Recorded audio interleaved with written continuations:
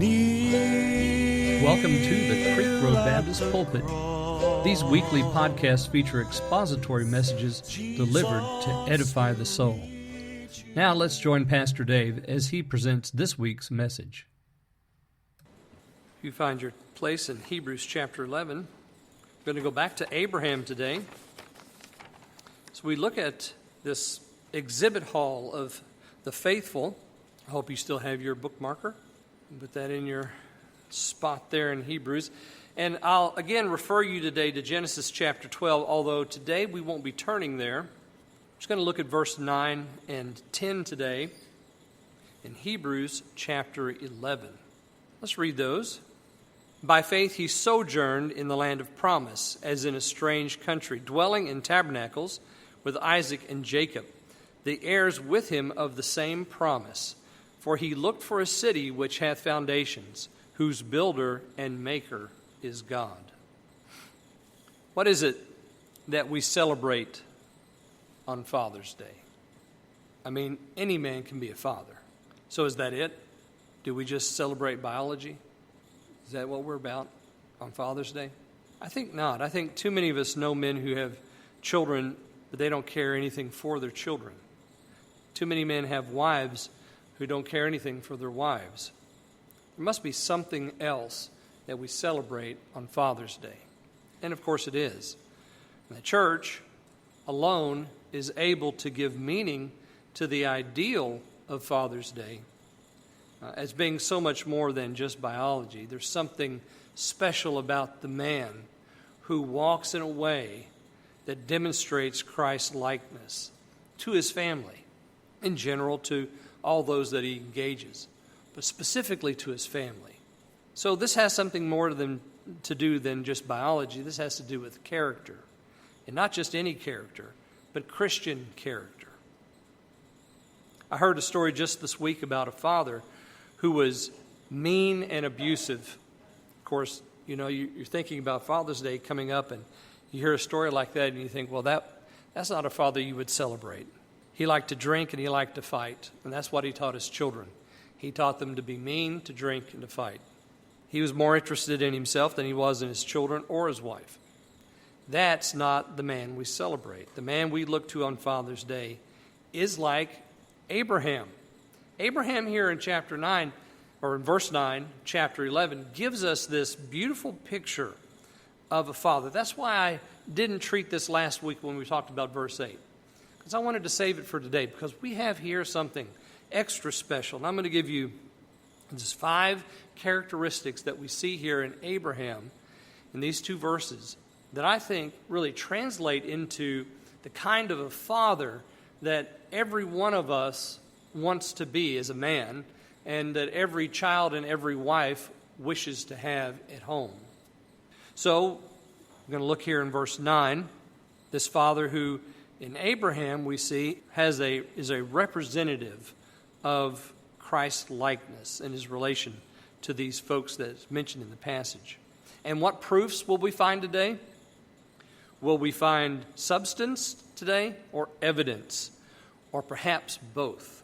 Well, let's dive right in here. Hebrews chapter 11, verse 9. First thing about Abraham, you'll notice it says there, he sojourned in the land of promise. Abraham was a genuine believer. No doubt about it. No doubt about the fact that Abraham believed. He lived in the place that God had called him to. So here he is, living in the land of promise. He sojourns, that means he's dwelling there, he stays there, okay, in the land of promise, because God had said to him, there's a place for you. He wasn't saying one thing and doing another. He wasn't back in Ur of the Chaldees saying to his children, well, you know, there's a place for us that God has. I don't know where it is, but there's a place. He's not talking about it. He's not talking the talk. He's actually living it. He has believed, and in his believing, he has given his whole heart to the promise that the Lord spoke to him. Leave your father, your mother, your land, your country. Go to a place that I will show you. And what did he do? He went there.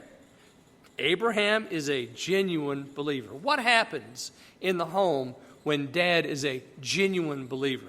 That is, he actually lives his faith, walks his walk. Not just talks it, but actually walks it. Actually lives in the land.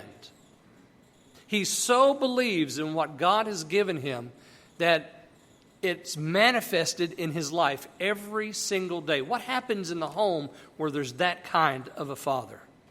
I'll let you be the judge of that.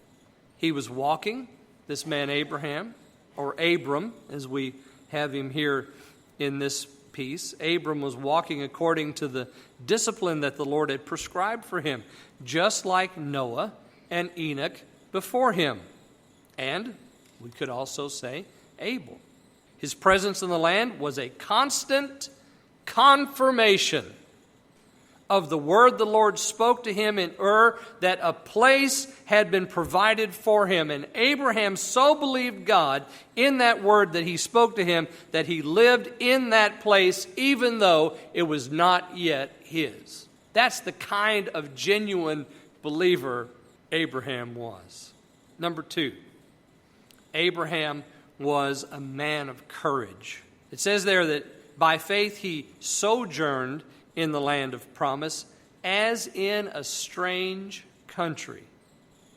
Courage is an extension of meekness, and it takes courage by meekness to live in a strange place. This wasn't Ur of the Chaldees. There's no river to navigate here. I mean, not like the Euphrates. The Euphrates is a grand highway, and the Tigris is a grand highway. And there was commerce coming and going up and down those rivers. This wasn't that place. This wasn't a place where there were familiar city streets. This wasn't the place of his nativity and of his father's nativity and of his father's father's nativity. This was not his home. He grew up in Ur, remember, and he left that place to go someplace else. This was rustic Canaan land. The living was hard, and it was very different from that in Ur of the Chaldees. The people were different. His neighbors were different. Their customs were different. Their language was different. As a matter of fact, they didn't just have one language. They had a multitude of languages. Can you imagine trying to navigate that from a place that is a city compact with streets and all the benefits that urban life provides, then leaving and going far, far away into a land you don't know the language, you don't know the customs, and it's nothing like where you're from. It takes courage to do that. The people were different, but something about Abraham was the same. He was courageous. Strengthened by faith's call, he could handle the tides of change. And guess what? He did. And in doing so, what is he saying to his family? What are they seeing in this man? They're seeing not only that he's a believer and genuine in his belief, so genuine that he packs his bags, takes his family, and moves to a place that's not his. Also, the courage that it takes to live in that place because it's different, it's strange, it's alien, it's foreign. He's got to live in a different way, in a different life. He's got to make a way for himself in a place that it says here, it's like a strange country. Yeah. So the first two things here, a genuine believer. Second, a man of great courage. The third thing is, and maybe this just goes without saying on Father's Day, we would find this in a passage, but here it is, he's a family man. I mean, do we really need to say that that's what the father that we celebrate is? He's a man who loves his family. Now, I could ask 100 men, do you love your family? Men that have wives and children, do you love your family? And every one of those men would say yes. But how do they demonstrate that? What is it that shows me? You know, that as Jonathan Edwards says, what's the substantial evidence of living that demonstrates that kind of love? Well, notice here in verse 9, it says, not only was he living in a strange country, but he was dwelling. Notice that. Dwelling in tabernacles with Isaac and Jacob. Abraham is present. He's there. The opposite of this is so profound today that we call them absent fathers. How did we ever get to the place where we actually coined a term like that? Absent fathers. They're not present. They're not at home. They don't dwell with their families. They're so engaged and so in love with what they do that they stay at the office too long, at work too long, or once they're freed from that, they go someplace else for a while before they go home because they really don't want to go back to the house because they're not in love with that place. They don't dwell with their families. Abraham did, dwelling in tabernacles with Isaac and Jacob. Present. Abraham shows us what a real father looks like. He's at home. Now, this doesn't mean that he's not working, but even in his work, it brings him back home. It strengthens his house. It provides security for his family. And it also provides that, that routine, that cycle of daily living that children so depend on. Children grow healthy and strong when there's a cycle that happens every day, routine in the house, because they know it's going to happen. They know Daddy's going to come home. They know he's going to sit down at the table. They know he's going to kiss Mama. They know he's going to be there and sit at that table and talk to them and play with them after supper or whenever. You know, there's this routine that's generated by all of us in our homes. Dads who are present do that. They provide that key link, that cog, that families so need to be healthy. And I want you to notice something else here. It says that not only is he dwelling in tabernacles with Isaac and Jacob, but he's also dwelling in tabernacles. It's a tabernacle. It's a tent that he's living in. Would you trade your home in the Chaldean Heights for a tent? Abraham did. Because God said to him, "Go, I've got a place for you." This is the kind of genuine believer he was. He traded comfort.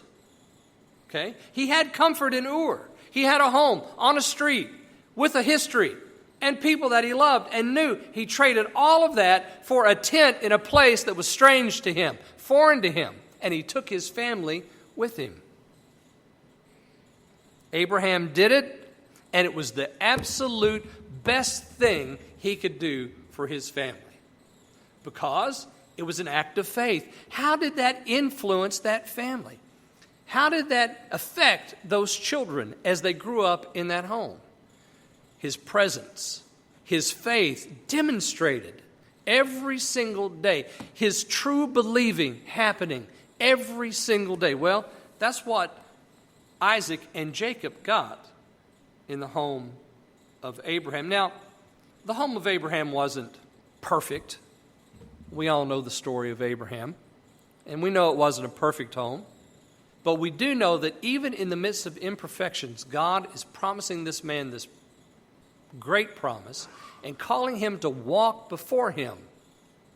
And so, ladies and gentlemen, just because things aren't perfect in your house doesn't mean that God's not calling you to walk before him, just like this man, holy Abraham, genuine in belief, courageous and dwelling with your family, present as a dad, and doing what's necessary to give them the very best.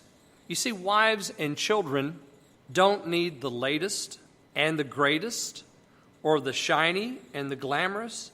What they need is the attention and loving care of their father. And then finally, well, not finally, but the fourth element that I find here in Hebrews chapter 11, verse 9, is that he's a teacher. Notice it says, he's dwelling in tabernacles with Isaac and Jacob, the heirs with him of the same promise. Now, I want to ask a question right here. How would Isaac and Jacob ever know about the promise? Only if Abraham told them, right? So what's Abraham doing? He's teaching them. How would they ever know about the land of promise? Well, Abraham's teaching them. He's telling them. He's repeating it to them over and over. They hear the stories, how God called him from Ur of the Chaldees, how they went north and settled in Haran, how they left Haran and came down into the land, how God said to him, every place where the sole of your foot treads, I'm going to give this land to you. He's repeating these promises over and over. All of his interactions with the Lord. When the Lord cuts a covenant with him by night and that burning lamp passes through the pieces of the animals and they make covenant together. Abraham's going home. He's not keeping that to himself. He's telling his boys about that. He's telling his wife about that. He's telling his friends and acquaintances about that because that's important. And so heirs with him of the same promise, they only knew about it because Dad told them about it. Dads, you are the primary teacher in your home. Don't abdicate that to your wife. Be the teacher in your home. They are all taught about the Lord's dealings with Abram. What would this do to a child's faith if they heard over and over again the first-hand account of how the Lord dealt with their father? What would children think? How would they grow strong in the Lord if they heard Dad talk about how the Lord had spoken to them and how he had believed and how he had left everything to follow the Lord's will? What would that do to those little boys growing up in that home? Oh, I guarantee you, it would make a world of difference. It would make an eternal difference in those children. What would happen if they could witness every single day genuine faith, genuine courage, genuine devotion to the family? What an impact could that make on those children? You still have an opportunity, Dad, if your children are at home, to make that kind of a difference, if you will, if you'll follow the Lord. And then I want to conclude with point number 5, which is found here in verse 10. For he looked for a city which hath foundations, whose builder and maker is God. He looked for a city. What are you looking for, Dad? Where's your eye focused? What do you see? If you're looking here, you might be looking for a city. If you're looking at the TV, you're not.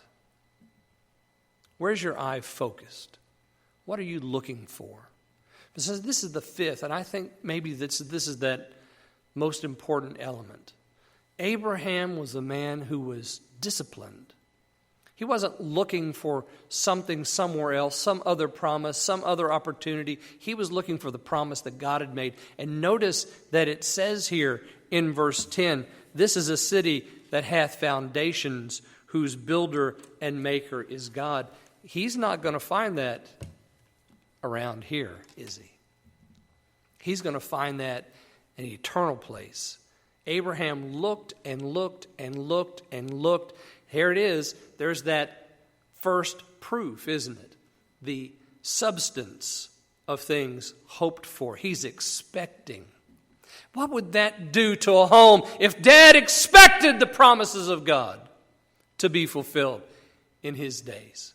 If God expected the promises of God, what would happen to the children, to the wife, to the friends, to the home? If Dad's focus was on the promise, and he talked about it, he walked it, and he looked every day for that place.